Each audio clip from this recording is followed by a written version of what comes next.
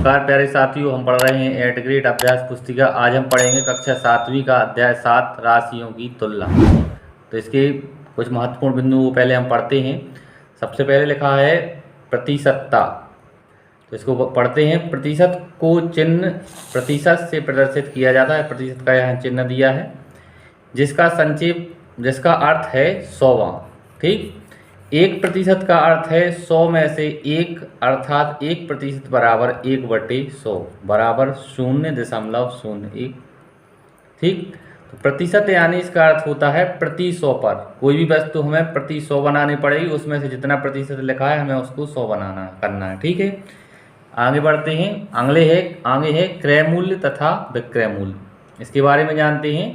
जिस मूल्य पर कोई वस्तु खरीदी जाती है वह उसका क्रय मूल्य होता है, जिसे हम इंग्लिश में कॉस्ट प्राइस कहते हैं। इसे संक्षेप में सीपी लिखा जाता है। तो इसका मतलब है जिस मूल्य पर हम कोई वस्तु खरीदेंगे वह उसका क्रय मूल्य होगा, जिसे कॉस्ट प्राइस कहते हैं। आगे जिस मूल्य पर कोई वस्तु बेची जाती है वह उसका विक्रय मूल्य, इंग्लिश में से सेलिंग प्राइस कहते हैं।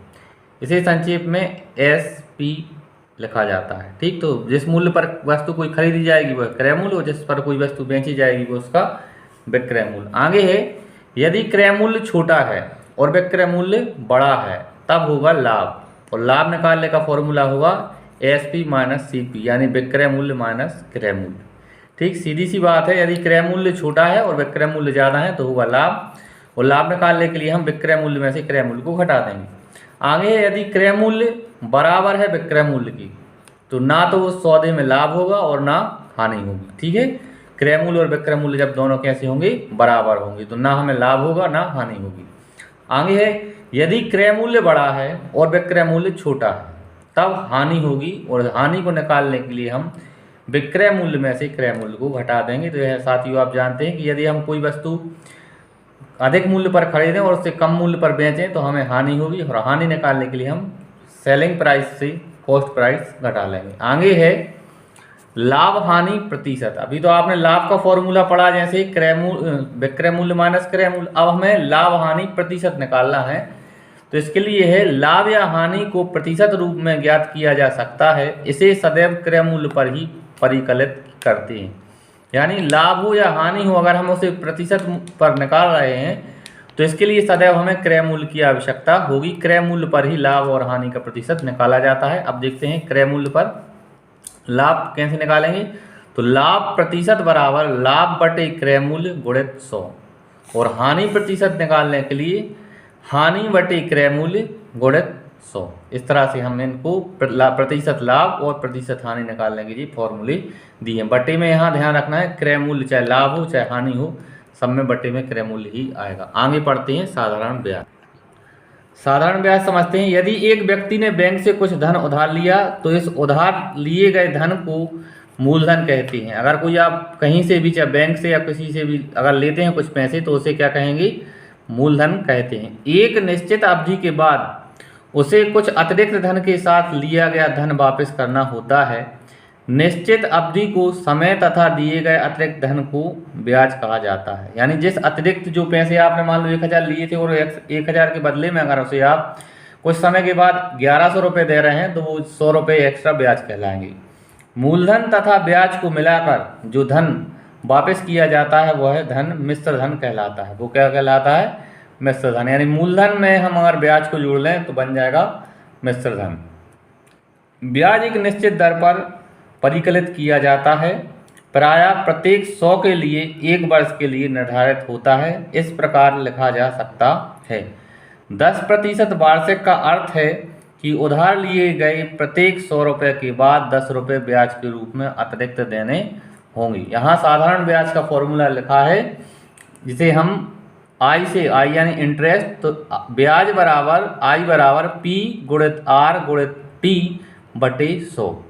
यह इंटरेस्ट साधारण ब्याज का फॉर्मूला है। और अब मिश्र धन निकालने का फॉर्मूला है मिश्र धन ए बराबर पी धन आई। मूलधन में अगर हम ब्याज को जोड़ देंगे तो मिश्र धन बन जाएगा।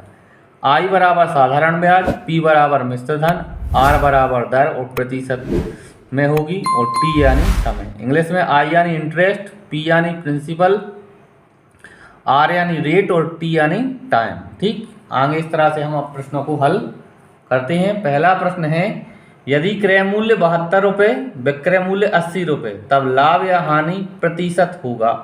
तो यहाँ पहले तो हमें ये समझ लें कि विक्रय मूल्य ज़्यादा है और क्रय मूल्य कम है, तो 8 रुपये का क्या होगा, लाभ, और 8 रुपये का लाभ होगा। अब हम प्रतिशत लाभ निकालेंगे, तो यह जो हमने पहले फॉर्मूला बताया था उसमें मान रखेंगे, तो ए ऑप्शन हमारा सही आ जाएगा, 11 सही 1/9%, ए ऑप्शन हमारा इसका सही होगा।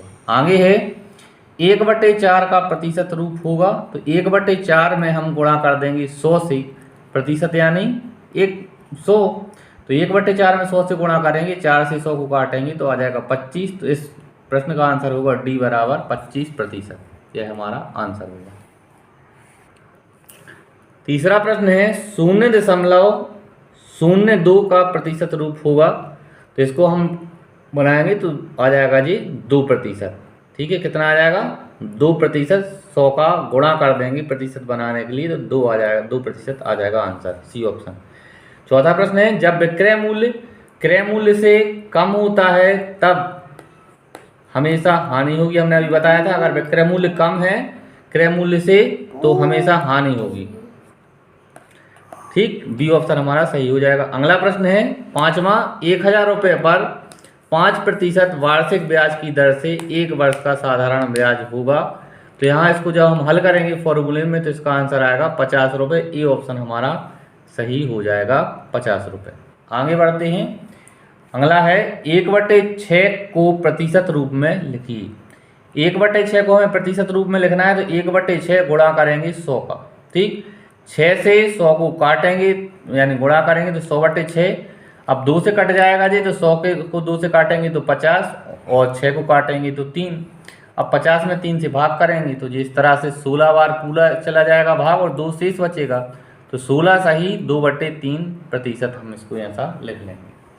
आगे है 7वां प्रश्न, किसी कक्षा के 65% विद्यार्थियों के पास साइकिलें हैं, कितने प्रतिशत विद्यार्थियों के पास साइकिलें नहीं हैं।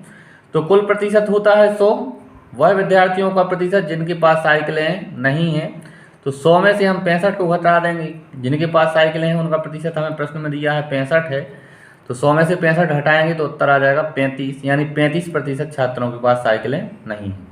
आगे है अगला 8वां प्रश्न, 0.09 को प्रतिशत में बदलिए। तो 0.09 को हम प्रतिशत में बदलने के लिए 100 का गुणा करेंगे। ठीक है, 100 का गुणा करेंगे जब हम, तो यहाँ 100 का गुणा करेंगे बटे में, तो ये आ जाएगा 9%। कितना आ जाएगा, 9% आ जाएगा इसका आंसर। आगे है इस प्रश्न में साथियों 0.09 है, पहले हमने इस दशमलव को हटाया, तो हमने लिख लिया 9/100, और अब प्रतिशत बनाने के लिए हमने 100 का गुणा कर दिया, तो 100 से 100 कैंसिल हो जाएंगी, तो आगे लास्ट में बचेगा 9। ठीक है, इसको हम गुणा में भी कर सकते थे कि 0.09 में डायरेक्ट हम 100 का गुणा करते, तब भी हमारा 9 आंसर आ जाता। आगे बढ़ते हैं। 16 का 75% ज्ञात कीजिए। तो 16 का 75% ज्ञात करना है, तो हम लिखेंगे 16 गुणित 75/100। अब हम इनको काटेंगे, तो पहले हम 25 से काटेंगे, तो 25 तिया 75 और 25 चौकी 100, और 4 से अब जी 16 काटेंगे 4 बार, 4 चौकी 16, तो यहाँ बचेगा 4 और यहाँ बचेगा 3। 4 का 3 में गुणा करेंगे तो आ जाएगा 12, और यह 12 जो है हमारे प्रश्न का आंसर हो जाएगा। 10वां प्रश्न है, वह समय ज्ञात कीजिए जिसका 25% 14 मिनट है। हमें वह समय ज्ञात करना है जिसका 25% कितना है, 14 मिनट है। तो माना कि वह समय x है, तो x का 25% बराबर कितना है, 14। अब हम इसको बटे में करेंगे, प्रतिशत के स्थान पर बटे 1/100 लिखेंगे, तो x गुणित 25/100, 25 से 100 को काटेंगे 4 बार, तो आ जाएगा 1/4। अब ये 4 जो यहाँ भाग में है वो इस साइड जाएगा तो गुणा में हो जाएगा, तो x बराबर 14 गुणित 4 आ जाएगा। तो 14 का गुणा 4 में करेंगे तो 14 चौकी 56। ठीक, इस तरह से हमारा आंसर आ जाएगा कि वह समय जो है वो 56 मिनट है। आगे बढ़ते हैं। 11वां प्रश्न है, 10,000 रुपये 5% वार्षिक दर से जमा किए जाते हैं, 1 वर्ष बाद कितना ब्याज प्राप्त होगा। तो फॉर्मूला है साधारण ब्याज बराबर मूलधन गुणित दर गुणित समय बटे 100। मूलधन कितना है 10,000 रुपये हमने लिखा, दर कितनी है 5% यह लिख ली, और समय कितना है 1 वर्ष, और बटे में कितना लिखना है 100। 2 जीरो से ये 2 जीरो कैंसिल हो जाएंगी, तो यहाँ बचेगा 100 गुणित 5 गुणित 1। अब 100 का गुणा 5 में करेंगी तो आ जाएगा 500, यानी 1 वर्ष के बाद हमें ब्याज के रूप में 500 रुपये प्राप्त होंगे या देने होंगे। ठीक, आगे बढ़ते हैं। 12वां प्रश्न है 1:3:6 के पदों को प्रतिशत में बदलिए। तो अनुपात दिया था हमने, सबसे पहले उसको लिखा 1, 3 और 6, और कुल भाग कितना होता है, यहाँ कितना है 10। ठीक, अब 10 है तो यहाँ प्रथम भाग का प्रतिशत निकालेंगे, तो 1/10 गुणित करेंगे हम 100 से, क्योंकि प्रतिशत बनाने के लिए हम 100 का गुणा करेंगे। ठीक, अब पहला भाग कितना है 1 और कुल भाग कितना है 10। अब हमें प्रतिशत बनाना है तो इसको हम 100 का गुणा करेंगे, तो 1/10 में गुणा करेंगे 100 से। तो पहले ये 10 से हम 100 काटेंगे तो 10 बार कटेगा, और 10 का गुणा 1 में करेंगे तो 10 आएगा, तो उत्तर आएगा 10%। आगे बढ़ते हैं, द्वितीय भाग का प्रतिशत ज्ञात करेंगे। तो द्वितीय भाग है हमारा 3, तो 3 बटे लिखेंगे 10 और 100 का गुणा करेंगे, 0 से 0 कैंसिल, तो ये 10 का गुणा आप 3 में करेंगे तो 30, यानी दूसरा भाग जो होगा वो 30% होगा। आगे तीसरा भाग है, तीसरे भाग का प्रतिशत 6, यहाँ 6/10 लिखेंगे, 0 से 0 कैंसिल, 6 में 10 का गुणा करेंगे 60%। इस तरह से हमारा तीसरा भाग निकल के आएगा 60%। आगे है अगला प्रश्न 13वां, दी गई आकृति का कितने प्रतिशत भाग छायांकित है, यानी यह जो आकृति है इसका हमें छायांकित भाग बताना है कि छायांकित भाग कितना है। तो सबसे पहले हम देख लेते हैं कि यहाँ टोटल खंड कितने हैं। तो 1, 2, 3, 4, 5, 6, 7, 8 टोटल खंड है इसमें, इस वृत्त में के भाग हैं 8। कितने हैं 8, और छायांकित भाग कितने हैं 1, 2, 3। ठीक है, सब भाग बराबर के हैं तो 8 भाग हैं, तो हमने लिखा छायांकित भाग बराबर 3/8, यानी 8 में से कितना है 3। अब आगे हमें प्रतिशत में बदलना है इसका, तो प्रतिशत बराबर 3/8, और इसमें करेंगे गुणा अपन कितने से 100 से, प्रतिशत बना रहे हैं। अब हम इसको 4 से काटेंगे, तो 4 दूनी 8, 2 आ जाएगा, और 4 से 100 को काटेंगे 25 बार। ठीक, अब 25 का गुणा 3 में करेंगे तो 25 3 75, और बटे के जी 2, तो आंसर आ जाएगा 75/2%, या फिर इसको हम दशमलव कर लेंगे तो 37.5% हमारा उत्तर आ जाएगा कि 37.5% भाग जो है वो छायांकित है। 12वां प्रश्न है साथियों, एक वस्तु की लागत मूल्य 140 रुपये है, यदि दुकानदार इसे 10% लाभ पर बेचता है तब वस्तु का विक्रय मूल्य ज्ञात कीजिए। यहाँ दिया है कि वस्तु की लागत 140 है, तो हमने लिखा वस्तु की का लागत मूल्य बराबर 140 रुपये, फिर लाभ प्रतिशत दिया है 10%। अब लाभ का फॉर्मूला लगाएंगे तो लाभ प्रतिशत गुणित क्रय मूल्य बटे 100। यहाँ हमने लाभ का फॉर्मूला लगाया है, तो अब हम लाभ प्रतिशत दिया था कितना 10, गुणा किया 140 का क्रय मूल्य, बटे में लिखा 100।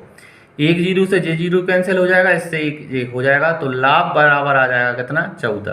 कितना आ जाएगा 14, लाभ बराबर आ गया 14। अब विक्रय मूल्य बराबर आ जाएगा क्रय मूल्य धन लाभ, तो क्रय मूल्य था 140 और लाभ निकल आया कितना 14, तो 140 में 14 जोड़ देंगे तो हमारा विक्रय मूल्य आ जाएगा 154 रुपये। ठीक, आगे बढ़ते हैं साथियों। अब 15वां प्रश्न है, एक विद्यालय में सत्र 2021-22 में 400 छात्र अध्ययन करते थे, सत्र 2022-23 में यह संख्या 360 रह गई, छात्र की संख्या में कितने प्रतिशत की कमी हुई।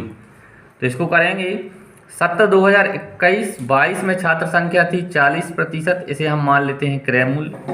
सत्र 2022-23 में छात्र संख्या 360, इसे मान लेते हैं विक्रय मूल्य। आगे है छात्र की कमी, तो छात्र कमी बराबर 400 में से 360 घटाएंगे तो आ जाएगा 40। कितना आ जाएगा 40, मान लो यह कितनी हो गई, हानि हो गई। ठीक है, आगे बढ़ते हैं। छात्र संख्या में कमी का प्रतिशत बनाना है, तो हानि गुणित 100 बटे क्रय मूल्य है, फॉर्मूला है। तो हानि हुई 40 की, हमने यहाँ माना है कि 40 छात्रों की हानि हुई, तो 40 गुणित 100 बटे क्रय मूल्य, तो क्रय मूल्य कितना था हमारा 400। तो 40 गुणित 100 बटे 400, 2 शून्य से 2 शून्य कैंसिल हो जाएंगी, 4 से 40 को काटेंगे 10 बार तो बराबर में आ जाएगा 10%। यानी 2021-22 में जो 400 छात्र थे और बाद में 22-23 में जो 360 छात्र रह गए हैं, तो उसमें कमी जो आई है वो 10% की कमी आई है। इस तरह से साथियों हमने इस पार्ट के सवालों को हल किया। आगे के पार्ट के वीडियो आपको जल्दी उपलब्ध कराए जाएंगे। इसके लिए आप चैनल को सब्सक्राइब करें, वीडियो को लाइक करें। धन्यवाद। जय हिंद साथियों।